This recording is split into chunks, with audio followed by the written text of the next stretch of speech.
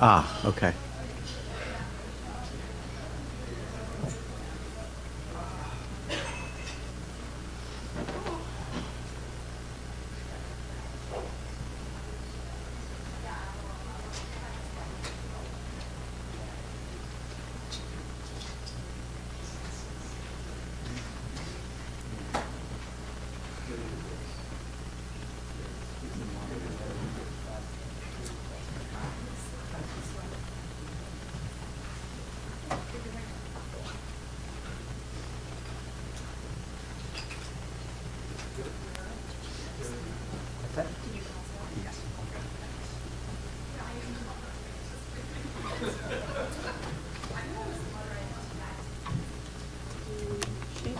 Other computers.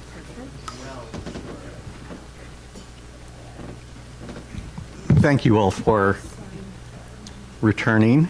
It's going to be, I think, a couple of fascinating sessions. Josie will moderate this one, and then I guess Paul will moderate the next. I'm looking forward to more conversation today, and looking forward to all of us getting as clear as we can about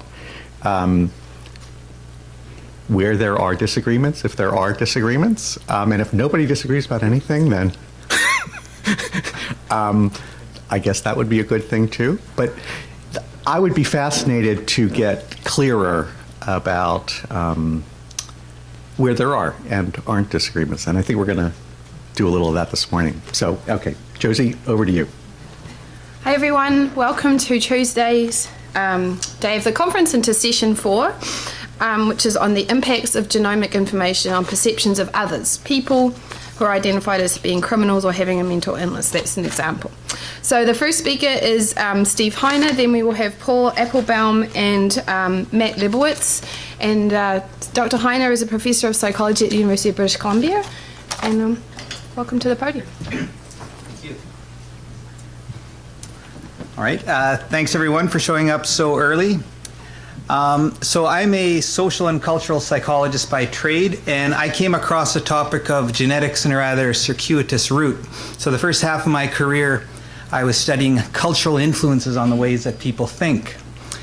And so most of my research was done contrasting Japanese and North Americans, and we found a number of interesting cultural differences, as did people in other labs. And these findings tend to be somewhat controversial, and it was interesting the kinds of pushback that we got about it.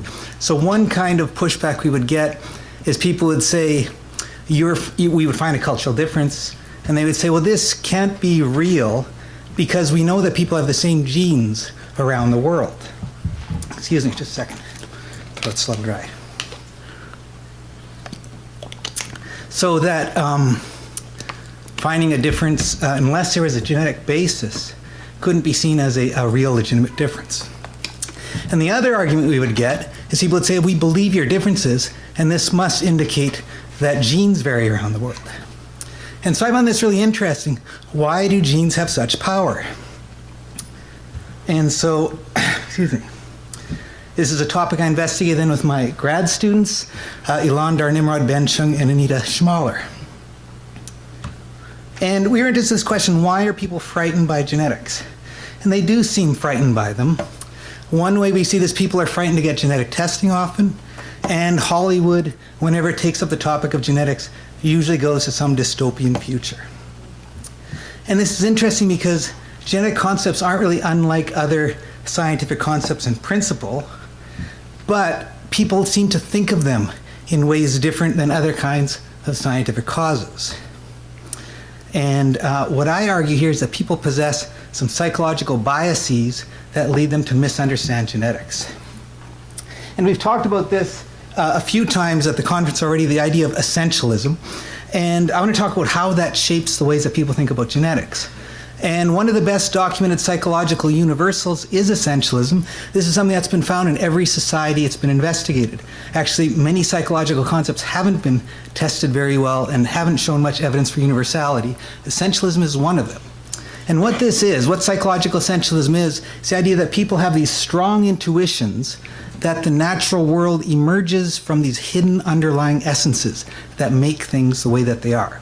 So let me just talk a little bit about what these essences are. So some features of essences is we think these are ultimate causes. They explain the natural world. So why is a dog the way that it is? Why does it have this keen sense of smell and this unfaltering loyalty? It likes to play fetch. And the explanations that people find most attractive is it comes from within. Something about the dog inside makes it that way. And that seems to be the only real acceptable explanation that people have.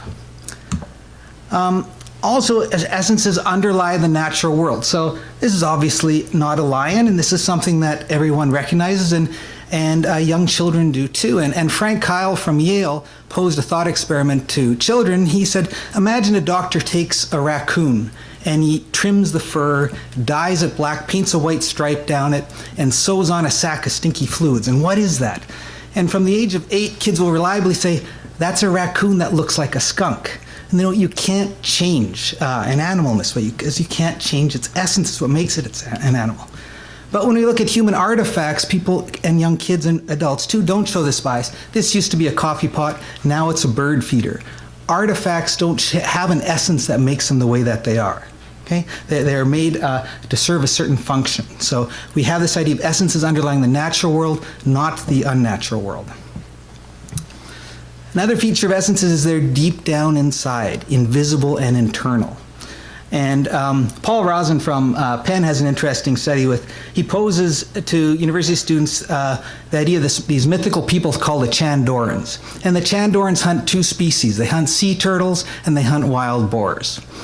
And except one group of students is told that the Chandorans eat the turtle meat and they only kill the boars for the tusks, which they wear as decorations. The other group is told, well, that the Chandorans, they eat the boar meat and they only kill the turtles to wear their shells. And then the students are asked questions, what do you think these Chandorans are like?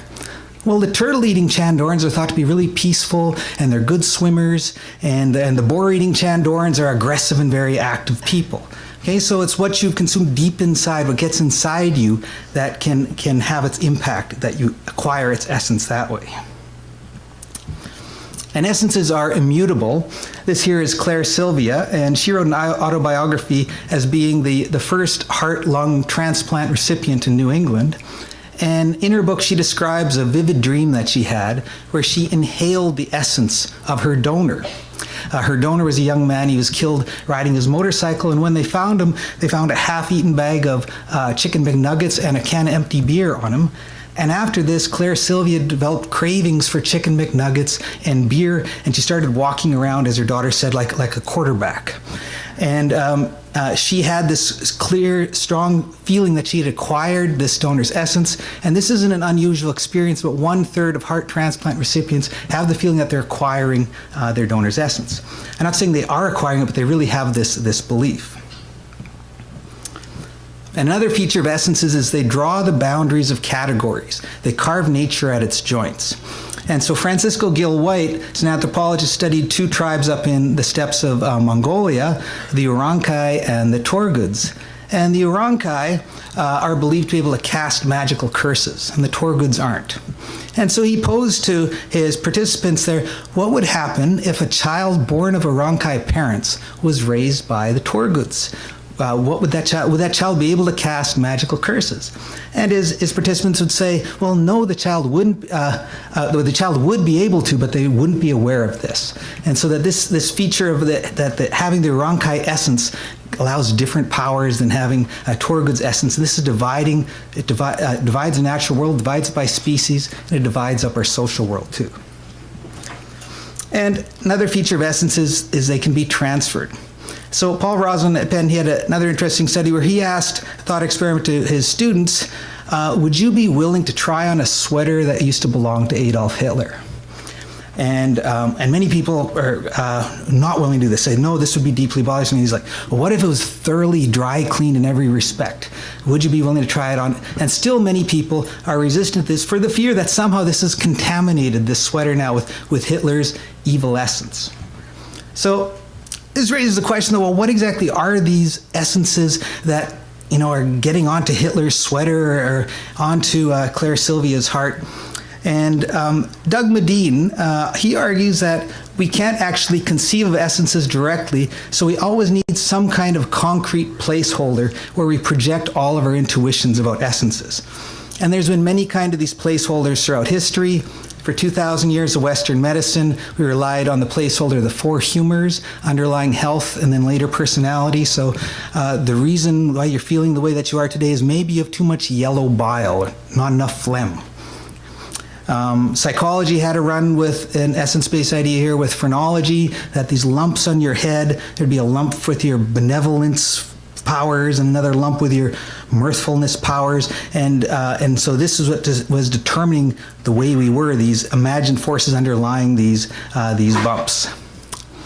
Alchemy, the idea too that you could, with a philosopher's stone and the right magical chance, you could help change the essence of lead into gold. And we can see contemporary examples too when you're in Japan, people often want to know your blood type because there's 4 blood types and they correspond to 4 personality types in Japan. So people think you can tell someone's personality the way they are by their blood type. Chinese have an idea of qi, this force, hidden force of health and vitality. Yogic traditions have a similar idea with prana, and we see the same kind of idea with the Force in Star Wars. So there's many things that serve well as a placeholder to project our ideas about essences onto, and genes overlap very tightly. The layperson's understandings of genes overlap very tightly with our intuitions about essences. And so the way that lay people, most people think about genes is, where do your genes come from? Well, ultimately, they come from God. That's how you ultimately get them, by way of your parents. That they are unique to you, as Stephen Colbert calls them. It's a social security number that God gave you. They're present at the first beginning, the earliest point in your life, at the moment of conception. Your genes are there in full, largely unchanging throughout your life, forever identifying you after death. They've sequenced a 30,000-year-old Neanderthal man that they're still identifying after all these years. And our genes are in deep hidden in every part of us. Lay people can't see them. We trust that experts can, and people generally trust that there are experts who can understand essences. And genes, like essences, ultimately make us who we are. And so what I argue is, when people are thinking about genes, for the most part, they're not really thinking about genes. They're thinking about these intuitions that they have about essences that come out because of this tight fit there. So we argue for a set of genetic essentialist biases that when we think of a trait, if we learn about genetic causes behind that trait, we think about that trait differently. A few ways. One, that trait starts to seem more immutable. So if you learn that your partner has 7 repeating strings of nucleotides in the DRD4 gene, something the media has dubbed the infidelity gene, you should be worried. It seems like your partner is destined to cheat on you here. Is what it seems, that this is an immutable force. Genetic causes appear to have a specific etiology, that once genes are brought into the equation, people hear about genes, other causes seem to fade in the background. The genes become what seems like the sole cause, so that people often think of identifying a gene as akin to a diagnosis. Okay, so that there's this one-to-one relation between our phenotypes of various traits and an imagined matching gene. Groups that share genes appear to be more homogeneous and more discrete from other groups. So if you learn that Chinese people have a genetic variant in common, that makes Chinese people seem more similar to each other and more different from non-Chinese people. And last, genetic causes lead people to view an outcome as natural. And we're vulnerable to the naturalistic fallacy, so that means we tend to think of any trait that has a genetic cause as being natural and less desirable or acceptable. Okay? And so people will view things that alter genes, like GMO products here, as deeply unnatural, deeply bothersome. So, my question, though, are these really biases? We call these biases, and I think in one respect maybe they're not biases, because they're a fairly reasonable description of highly penetrant conditions like Huntington's, where the condition's immutable, really has a single etiology. People with Huntington's are similar to each other and different from other people, and it's natural. But I think the error that people make here is that they overgeneralize from the simple essence-like quality of these highly penetrant conditions like Huntington's to all other kinds of genetic influences. But other kinds of genetic influences, well, the influences on a continuum, and the vast majority of human characteristics are nothing like Huntington's in the idea that it's solely determined by a particular gene, but are the product of many genes interacting with people's experiences across their development, influenced by epigenetic markers. And I think it's more appropriate then to understand these traits here, most human traits, even though there's a genetic component here, as part of this web of influences, that there's many different influences here. It's very unlike in essence in this way, that there's not this direct one-to-one relation. So I'm interested in how people see the world differently once they see it through a lens of genes. And when people learn about genes being involved with the trait, they start thinking about that trait in these more essentialized ways. This maybe wouldn't be such a problem if genes were only involved things in like highly penetrant conditions like Huntington's, but no, virtually all human qualities are genetic to some degree. So the first law of behavioral genetics is all human traits are heritable. Okay, and that's Eric Turkheimer calls this a law. It's more of a default expectation because the evidence for heritability is so high across all traits. So for instance, they found in twin studies that the amount of TV that you watch at night, that's heritable. Whether you got divorced, that's heritable. Whether you've gotten mugged, that's heritable. Identical twins share this status more so than do fraternal twins. And so hearing about genes being involved in these traits makes people think differently about these kinds of conditions. And I would argue, maybe contra what Celeste was pointing out yesterday, I think we can debate where is the point that we say people can understand genes. Well, I would argue that people don't understand genes very well, that they're relying largely on these intuitions about essences, which map onto to a reasonable degree in some cases. But in many ways, people's understanding about genes isn't that sophisticated. I like this one study by Toby Jayaratne. She contacted American adults, asked them a question they hadn't heard before. Where in your body are your genes located? So most people, more than half of people get this answer wrong. They're in your cells. But the most common wrong answers are they're in your brain. That's why they affect how you think. Or they're in your groin. That's why you can pass them on.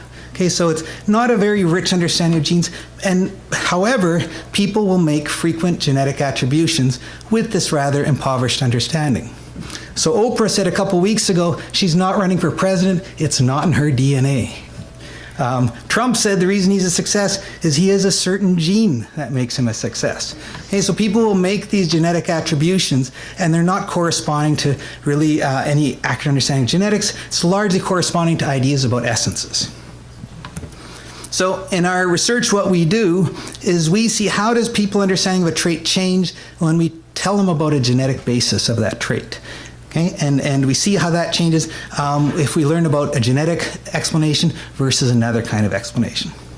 Okay, so here's just giving you an example study of something we've done several years back. This is maybe our best known study on this. And here we are exploring the stereotype that women aren't as good as men at math. And so we did this study. We had female students at the University of British Columbia, where I'm at, and we had them come into the lab, and we gave them what looked like a New York Times article describing some scientific research. All of these articles were completely made up. Everything in them was made up. And one group of people, one group of women, read an article that said, scientists have identified math genes, and they're on the Y chromosome. And because of this, men outperform women in math by about 5 percentage points on average. Okay. Another group read a different essay, and it argued that social scientists have identified that teachers teach math differently to boys than they do to girls. And it's because of this different way of teaching that men ultimately outperform women in math by 5 percentage points. And then in a third condition, they read that a large meta-analysis of all the research on math performance reveals that there's actually no sex differences in math at all, that it's a false stereotype. And then these women took a very difficult math test. And they're interested in how they would perform on this math test relative to how they performed on a math test before they had read that article. Okay? And we've done this study twice, and we get the same effect. And what the effect here is, if you look at the number of correct answers that people get in the math test, that women who learn that there's no sex differences in math do reasonably well in the math test. Those that are told that men have math genes that women don't get significantly fewer of these answers right. And this is a classic example of stereotype threat identified by Claude Steele, who used to be provost here. And the idea behind stereotype threat is if there's a negative stereotype about your group and you're put in a position where you could test that stereotype and you find yourself struggling, because this was a really difficult math test that we gave them, people come to fear that they're going to prove the stereotype, and ultimately they choke under pressure and they do prove the stereotype. But noticing the math experiences here, this group was not any different, not a significant difference from those that were told there were no sex differences. They didn't show this stereotype threat. The idea that their experiences might lead to worse math performance doesn't seem to impact women, that it's something that doesn't get under their skin. Okay? And the idea here is that we think of things that are under our skin as part of our essences as more determinative of our behavior than things that are outside of us. And in social psychology, we call this the fundamental attribution error. We tend to explain people's behavior in terms of what's inside them, and we tend to be quite blind to influences that affect them from the outside. Okay? And so we've done similar kinds of studies for things looking at how people think about obesity genes, that they'll eat more when they're told about obesity genes. There's been, we've looked at work showing that people will be more supportive of eugenics when they learn about genes causing behavior. We have also found, or other people found evidence that a positive benefit of essentialism is when people are told that genetics underlie sexual orientation, they become more supportive of gay rights. So there's a variety of different kinds of effects here that genes can have on us. I'm going to talk about one other one here. And that's the idea of how genes contribute to our understanding of criminality. This guy here, his name is Mel Dalek, and he was convicted for stabbing to death a man in Trieste, Italy, who had insulted him. And his attorney argued to the judge that Bayut possessed a low-expressing variant of the MAOA gene, sometimes known as the warrior gene. And in this case, he actually got a 1-year lighter sentence. This doesn't always happen, but at least this is something that this particular judge and people suspected many other people might be influenced by this idea of that if your genes are contributing to your behavior, maybe you're not fully morally responsible for that behavior. And so this is something we wanted to explore, how people would respond to different kinds of explanations for violent behavior. And so we had people, both American MTurk workers, Amazon MTurk workers, and Canadian University of British Columbia students. They read a vignette describing a violent altercation.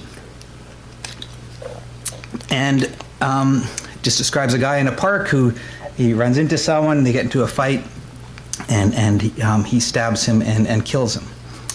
And everyone reads the same account here, but following this, they're presented with some different causal accounts. In a genetics condition, this highlighted text here is different, where it says that both labs confirm that Mr. Blank has a genetic mutation known as SSHLL, and recent studies estimate that the existence of this mutation leads to a 4-fold increase in the likelihood of responding to a provocation with violence.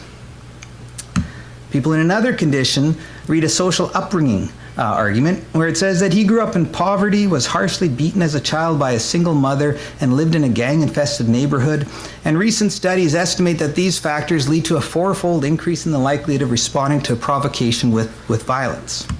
And we have a control condition where we don't talk about a cause at all. And we then asked people a number of different kinds of questions about this. One was, how applicable do you think a diminished capacity defense is, that this person's not criminally responsible for his actions? We also asked questions about a sentencing. What kind of sentence would this person deserve? What kind of verdict should they reach? Also questions about how much control did this guy have over his violence and his likelihood of reoffending. And when it comes to the diminished capacity defense, we find that when people heard about the gene contributing to his violence, they saw diminished capacity defense as more likely than in either of these social or control conditions. And it's nowhere that people don't really give a break at all to the person who's had this tough upbringing that they're told is just as likely to increase his chances towards violence, but they don't get any sympathy for that. That doesn't help. We just get this effect with genetics. And I know this finding here is somewhat at odds, I think, with what Paul's going to talk about. We also looked at sentencing, and this is more like the lines of what I think Paul's going to talk about here. We don't find any difference, though, in what kind of sentence, how long of a sentence that people gave. It was the same across the groups. Also, looking at the verdicts, we had people could choose one of these verdicts from first-degree murder, second-degree murder, manslaughter, not guilty. There's no differences in the verdicts. So we have this kind of curious pattern of results.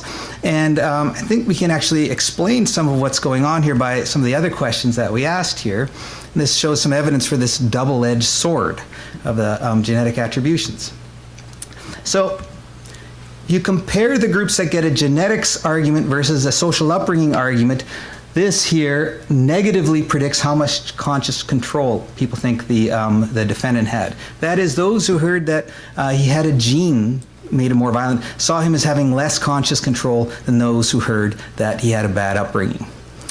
And the amount of conscious control people thought that the defendant had predicted the strength of the length of the sentence that they gave. So someone who had a lot of conscious control was given a longer sentence. So this would suggest that, well, genes should lead to, having a genetic attribution should lead to a longer sentence. On the other hand, though, when people thought that a gene contributed to his behavior, they saw him as more likely to reoffend. After all, he still has the warrior genes, right? So still has those genes, he's still going to be likely to reoffend. And the likelier they are to reoffend, again, the stronger was their sentence. And so these two cancel each other out. And so even though this effect of sentencing is null, you can see that there still is a lot of, at least psychological effects of this manipulation here, that people are thinking that someone whose genes made them do it is more likely to offend, but has less conscious control over their actions. So I'd like to consider how might there be some ways to escape essentialism. Many of the outcomes of essentialism are quite negative. It leads to bad things like racism and sexism and eugenics. What might we be able to do to reduce these effects? And that's something we've been exploring. And one thing we've been exploring is, will people be able to calibrate their judgments alongside genetic risk? And you would think that the amount of genetic risk a particular trait has should relate to its likelihood of this outcome occurring, and this should relate to people's the way people evaluate these likelihoods. And so we use this same murder in the park vignette, this one with this diminished capacity defense. That's worked well for us in many studies, and it's an easy thing to collect data on. So we ran that same study with the murder in the park vignette, and what we manipulated, though, was just the strength of the genetic effect that we told participants. One condition, we told them that having this gene increases likelihood of violence by 80%. Another condition said it increases violence by 25%. Another said it increases violence by just 0.5%. Another condition just talked about it having an unspecified effect, just that there was a gene that increases violence. And then we had a control condition with no mention of genetics. And again, we looked at people's ratings of the applicability of the diminished capacity defense. And we also asked people, how much conscious control do you think this defendant has over his actions overall? And looking at this, there was some calibration of people's judgments based on the power of the gene, although it actually is not significantly different between 0.5% and 80%, even though there's a trend here. The only significant differences were between the 80% gene and the unspecified gene and the control condition here. And it's worth noting, though, that this gene is 160 times more powerful than this gene, but there's not a huge impact on people's diminished capacity defense judgments. We also asked, well, just how much of his control is under his behavior, do you think? And in a control condition, they think, well, his behavior is like about 90% under his control. But in these other conditions here, range between around 75 and 80%.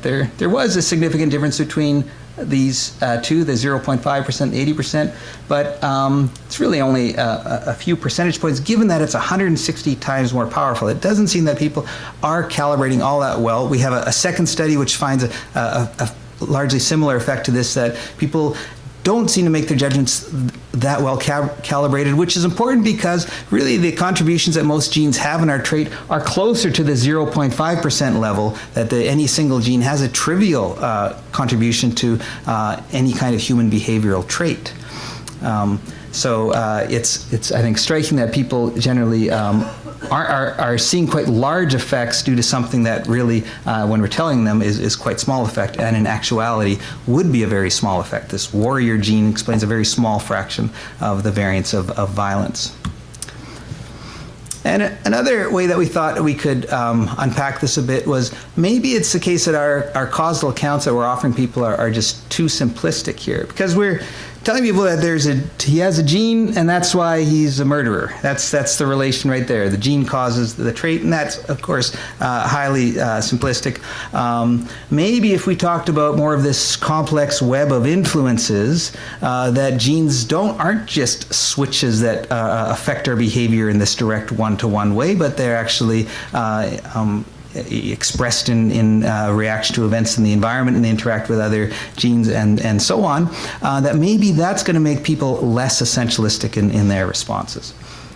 So again, we use that same murder in the park vignette, and this version of the study, we gave people different kinds of arguments about how genes influence behavior. And again, this was done with American MTurk participants. And in one case, we tell them, like we did in the other studies, there's a single gene, has a gene, and that's why he makes him more violent. In another case, we describe a rather simple interaction in that we tell people that there are 3 genes that interact with the environment, the social upbringing, bad social upbringing that he had. And then we try to sort of what we thought was our maximally most complex kind of interaction that we could describe to people, where he told them that used a gene chip and calculated a polygenic score based on 100 different genes there, and also with these particular genes interacting with his upbringing in this tough social circumstances that he had, and that would increase his risk of offending. And then we had this same environmental cause from before. He was a bad social upbringing as a kid. And all of these, we told him, were increased violence by 80%.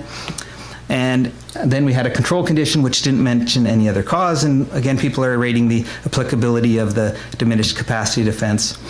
And this did seem to affect things in a rather clean way here, that the simpler the genetic story, the more likely people were to see this diminished capacity defense as being applicable here, that it was a significantly larger effect than it was for a simple interaction, a little larger than it was for this most complex interaction, which was still larger than just describing the environment. So even talking about genes in a complex way that I don't think people understood all that well, but still there's a slight tendency for this to be higher than it was for people hearing about a social upbringing. Okay, thank you. Again, here the environment doesn't differ from the control group. So this is, I think, encouraging, that hearing when people hear that genes are influencing us in this more complex interactive way, they're less likely to have this essentializing reaction, which is good because this is the way that genes are influencing our behavior here, through these complex interactions. Okay? I think people tend to receive and process and remember, though, these simpler versions, that I think pushes them to a more essentialistic understanding. And I think our most optimistic finding from our studies is that genetics education helps.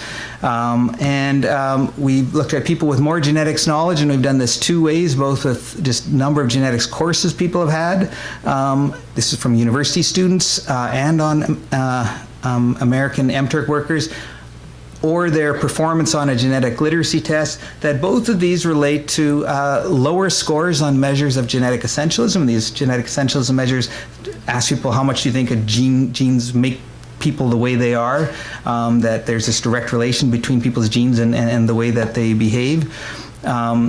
And people with more genetics knowledge also show less support for eugenics, that ideas about genetic essentialism and eugenics are quite strongly tied together. Also, interestingly, people with more genetics knowledge are more in support of GMOs. There's quite a gap in lay people's perception and scientists' perception in the safety of GMOs, and the majority of lay people find GMOs sort of morally abhorrent, and genetics knowledge actually is associated with less of that reaction. And these aren't huge effects. The correlations range between 0.10 and 0.30, but we find these quite consistently. So I think this is optimistic that actually learning how genes do influence behaviors actually leads people to have less of this harmful essentialistic reaction. Okay. So to conclude then, they argue people are affected by genetics information differently than they're affected by other kinds of information. It weighs more heavily on us, and because we think of genes to be very much like essences, and the intuitions that we have about essences we project onto our understandings about genes, become more fatalistic in the ways that we think about traits that are affected by genes. And one important research goal here is to be able to identify when and which people are going to be most influenced by genetics arguments. When do you get these most strongest kinds of essentializing reactions? And a plug for my book. So thank you very much.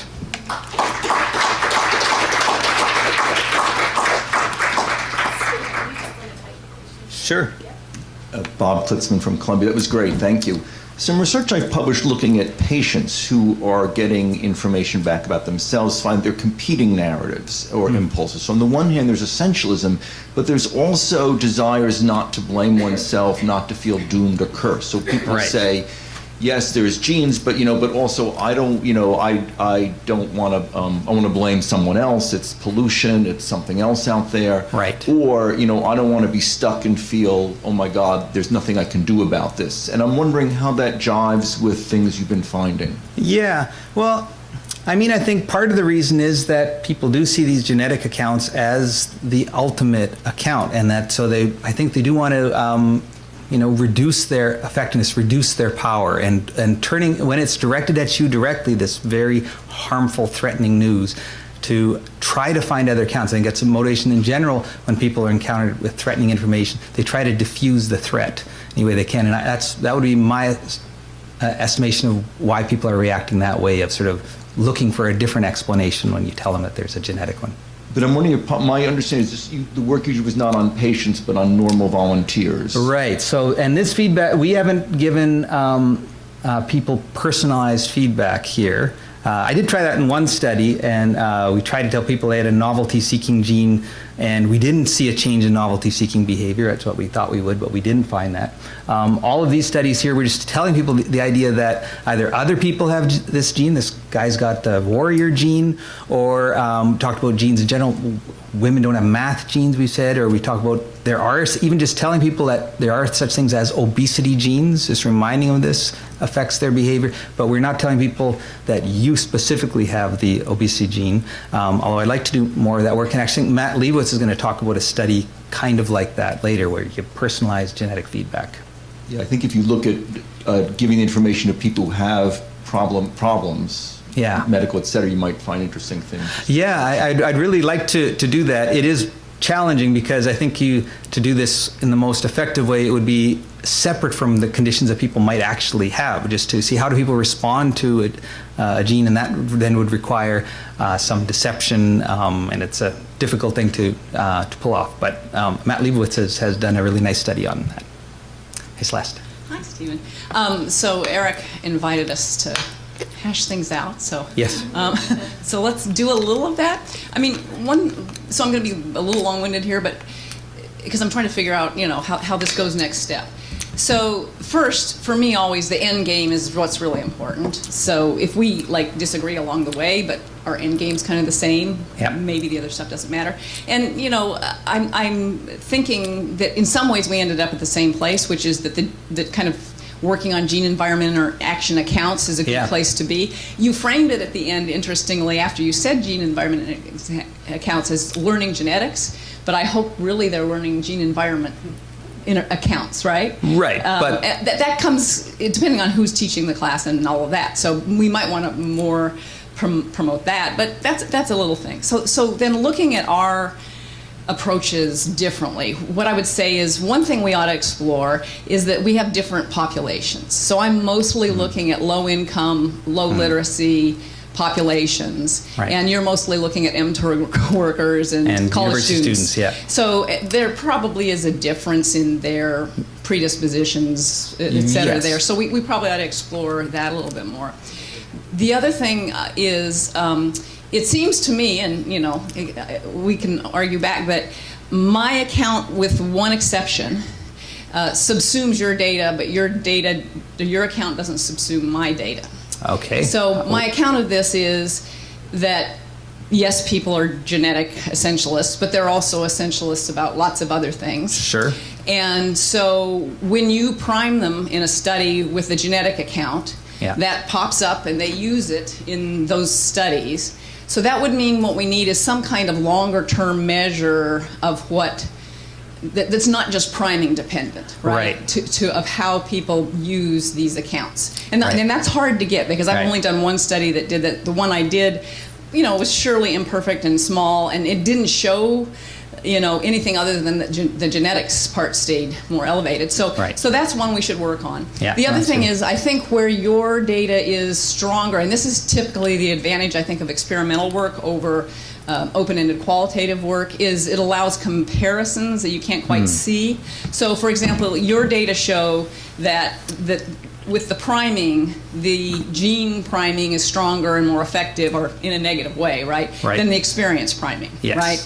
that's So it may be that there is a difference there, and I think we want to think about that in more depth than I've thought about it. There I may still, be a difference in the way people react to a genetic prime versus an environmental. yeah, that a priming with the whatever version of experience or et cetera Yeah. doesn't seem to have the same thing. So I'd like to hear you talk back about why you think that my account of that people have these multimodal accounts and that they're deploying them in different circumstances doesn't account, because it even accounts for the genetic. As I heard you, I thought, oh well, the math case doesn't, but then when you explain why, actually it does, because their strategy actually gets in the way. Their priority goals actually get in the way, and that's why they do worse. So it's not that they're not responding strategically, it's just a counterproductive strategy in that particular context. So I'd like to hear that, and then Okay. I also I know. So, but I think that's the crux of the next step. Although I still want to hear why you think that. But I then want to just say I think you and I are saying something different when we say people are or are not complex thinkers and ignorant. I'm saying they bring a wealth of knowledge Yeah. about heredity. That doesn't mean Right. they know the details of genetics, right?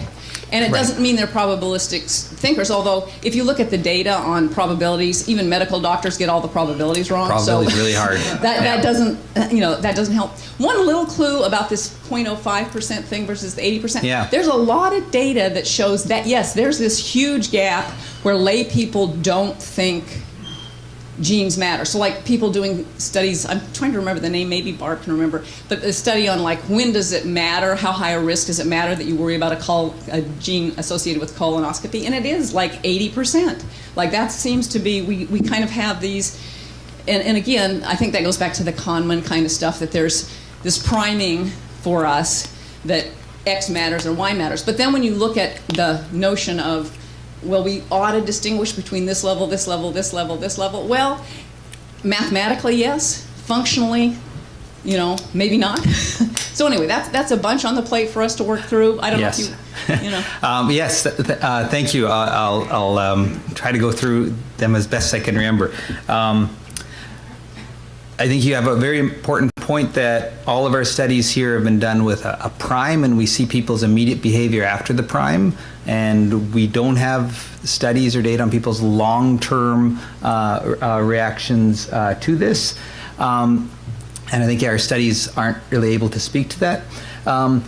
The way I think of it is that this essentialist thinking is sort of a easy default way of conceptualizing things. I think I am an essentialist thinker too, that I talk about this in my book. I got my genetic feedback from a number of different companies, and I have these essentialist reactions. That's the first reaction to all this information too. And despite the fact that I'm trying to I have a rational understanding of where those intuitions are limited.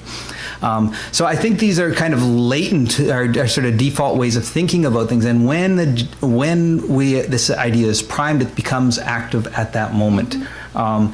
I think, though, generally people are, my expectations is guiding people's decisions and judgment making outside of this, but our data can't speak to that. The idea of, you commented on our math study of what was going on here. I think what's happening is that when people hear about math, genes, and they realize that this is something at my core, that I don't have the math genes, and I think that's why they choke. This is what stereotype threat is. You find this across all other negative stereotyped groups too, that it is this, people see this, there's a few things that seem to happen with stereotype threat, but you're aware that, oh my God, I might prove the stereotype. I'm in the situation here where I am vulnerable to proving that stereotype, and people try to do a number of different things. They try to distance themselves from the stereotype, try to think of ways that it doesn't apply to them, and I think it's hard to do when it's genetics. That they try to work harder, but their arousal goes up and their focus drops. So their working memory capacity decreases, and I think it's telling though that we don't get that when we tell people a non-essentialist account that. The reason that women do worse in math is because of experiences. Experiences don't get at you in that way, so they're easier to escape. That you don't have to identify that as part of me. I can rise and challenge my experiences, and people seem to react that way to our defendant there too. He's still responsible for his behavior. You're responsible to stand up to the experiences that you've had in your life, but how can you stand up to what's inside you? That's part of you, I think, is people's reactions here. And can I ask you a question? Because I know some of the other stereotype threat data. Yeah. When they ask, for example, about race, this is I think where this started, yeah. right? Do they? I mean, they don't say race is genetic, right? They just kind of talk about race. Do they? Has there been a comparison of race with experience of race? Yeah. So not with stereotype threat per se, but with attitudes towards other groups, and we've done some of this work, as have a number of other people that.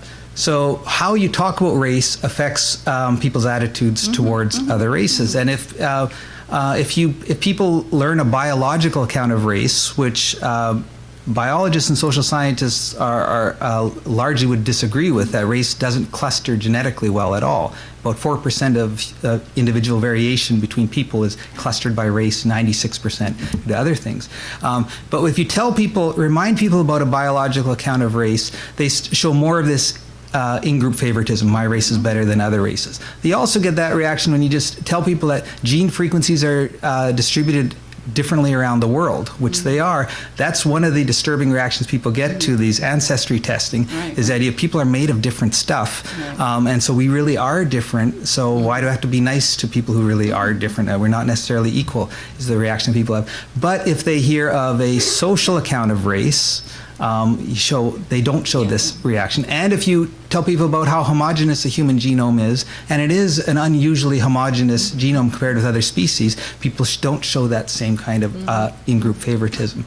I think I don't know of any stereotype threat study that's tried saying race is genetic.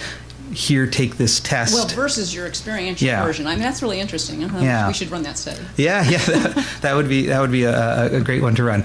But they do just show this robust tendency to think of other races as inferior if you hear about a biological account of race, and that's a very robust finding. Okay, well, we'll keep talking. All right, yeah, thanks. Rachel. That might actually be a good lead-in. I'm Rachel Zacharias. I'm from the Hastings Center, and I'm kind of wondering, with your disagreement, as we're talking about sort of what LC is doing for the isms of the world, is it just a methodological disagreement? Is this just kind of you two can agree to disagree? Or kind of what's the point when we're talking about what all this research has to do with the isms? Do you just agree that you think people are essentialists, you think they aren't, and then we move on? and if we move on, then what? Or not, sort of. It seems like the importance of this research is what it can do for racism, sexism, all of the things that we actually can get from this research. And so are we just talking about run another study and agree on methods, or what can ELSI do in this case to really talk about those issues? Right. You actually can answer that. Well, I mean, I do think different methods show different pieces of a puzzle, and I think asking people consciously their thoughts about genes, I think you get people's conscious understanding, the way that they will make sense of genes to themselves and when they're talking out loud. I think our studies are getting at people's reactions to this, sort of showing maybe people's reactions that they might not be able to describe. We don't ask people that in our studies, but I would guess that people wouldn't say something like that. I think genes affect behavior differently than environment. I don't think people would actually say that. I think people are quite willing to say that they'll talk about environmental influences on themselves, on their life. People tell stories about how they became the person that they did through a life narrative. So I think there's different levels of understanding, and there's different kinds of pieces in the puzzle that different methods point to. I do think, though, that I think the last couple of studies I talked about here, I think are most encouraging ones, though, that people will respond differently depending on how you talk about genetics to them. And I think genetics is very complex, and I think we sort of gravitate to these simple understanding that the way we learn genetics in high school, these Mendelian accounts of that, it's got the one allele, so it's got yellow flowers, and it's this clear, direct relation, and you get the sense that, oh, that's how genes work, and so Donald Trump has a success gene, and that explains him, and so that just these simple accounts that lend to this kind of thinking, and I think when you point it out in a more complex, more accurate way, people don't have these reactions. And I think it does raise the question of whether teaching people genetics the way we do, starting off with a simple account and building on the complexity of that, which is how we do other sciences. That's how, when you learn about the atom in studying physics, you start off with a solar system model of the atom, and then later on they say, well, that's actually not how it works at all. But it was a useful placeholder to get you to the next level. But I wonder here if that people think they're understanding genes, and it's this sort of cursory, essentialist understanding of genes which is the problem, and that maybe it's better if they actually think, I don't fully understand genes. It's so complex what you're talking about here, how genes ultimately lead to influences on behavior, and that maybe it's better for people if they actually have the conclusion, I guess I don't really understand it, rather than the sense that, oh, you have the depression gene, you're depressed. You have the warrior gene, you're violent. And I think that's the problem, is these simplistic shorthand that we have for this. And I think the way we talk about genes, the metaphors that we use, I think contribute to this. We talk about genes as the blueprint and the holy grail and recipes that really make it sound like genes are the only influence on underlying things. I think it's challenging to think of what other kinds of metaphors would be would avoid this kind of direct one-to-one relation between genes and phenotypes. But I think we do have to try to work to ways to get, as I show, when people have more genetics education, they show less of this reaction. Understanding how genes operate leads to less of this reaction. So I think we have to get people to understand it more richly and more fully. So I'm for education about this, as I think is the way out of it. Okay. So it's a comment and a question, and I don't know. But the way I see the education that you're talking about and this account of the complexity, for me it's very similar to the group discussion that you described, which is another type of just group education, of group thinking, of the fact that it's complex. And if you don't do this education or this group thinking, then we all stereotype about everything, because that's the easiest way of thinking about everything. When we think about all these companies who are selling us all this testing, they are giving us the simplistic explanations because that's the way to sell, not a group discussion and not education, and they're not going to sell anything like that. Yeah. So I think these group discussion and these educations are two different ways of reaching the same goal of making people think about genetics and not just buying whatever companies are selling us. Right, and I think the DTC companies have done an awful lot of over-promising, oversimplifying the various companies, and I think that's been part of. I think they've tapped into these essentialist biases, and they poke directly at them. I would argue that it's not just the DTC, it's also the personalized medicine, the precision medicine that is offering something that we cannot actually offer yet. We are not precise in genetics. We are very, very far from being precise. And we would hope that all our physicians are personalized and take care of us, right? So it's kind of, we are selling also, us as the NIH, where our researchers were also selling something that we are making. The little comment that I don't know if maybe you have something to say. You were showing in your graphs that unspecified and 80% led to exactly the same effect in terms of verdict. Yeah, and yes. With the way that the judgment works and the fact that we have this system in the United States makes me really worried. Yeah, if you say unspecified or you say 80% penetrance, it's the same effect. Yeah. However, and I had that same reaction when I saw that too. But notice two things. So one, unspecified is the same as 80% for the one you're just referring to here. But in this case, unspecified was actually more similar to the 0.5%. So it wasn't really a consistent pattern in that way. It'd be nice if it was more of the results like this, that people, when you talked about genes, people were assuming, a tiny little contribution. But it depended on our measure. We got very different results for that.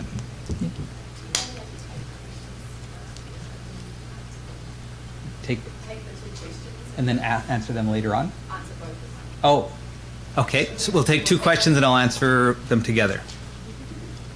All right. Let's see what we can do here. Just a quick comment that there has been some work on looking at how the general public views percentages, and Isaac Lipkis has done some work there that I think is pretty interesting, which suggests that they might very well just not understand most of that. I recognize that people don't get probability. It's a hard idea to wrap your head around. But it's problematic though then when we're starting, if we're talking about things that have a very small, minuscule effect, and if people are assuming that's a large effect, that I think that's a problem. Okay, so on to my comment. I've been in different areas of this field at various different points. I now work in the School of Nursing and Health Studies, so I work mainly with nurses and public health folks. And I think that has taught me a lot about the pushback against bioethics and a lot of the things that we talk about in these types of venues. And in talking with Eric about this, for example, an example that he gave was, when we talk about these types of ideas of essentialism and the more sort of philosophical ideas around the implementation of genetics and genomics, his point was, when we first had cell phones, we might not have seen that there's any psychological distress or disruption from starting to have cell phones, but we can't argue that now we don't live in a different world than we lived in before we had cell phones, right? So there can be huge shifts in society without actually showing psychological distress or measuring a lot of these different things. That's an argument on the side of we need to think about these things that are more or less clear, essentialism, other types of things that can shift our society. But pushing back on that from clinicians' point of view, very often, it's very much like, okay, what do we do? So the question I have for you is, realistically, we can find some of these things around essentialism and get some ideas here, but how do we have actual interventions? Like, what do we do with this information to actually do something to actually effectively shift how the world is integrating this information?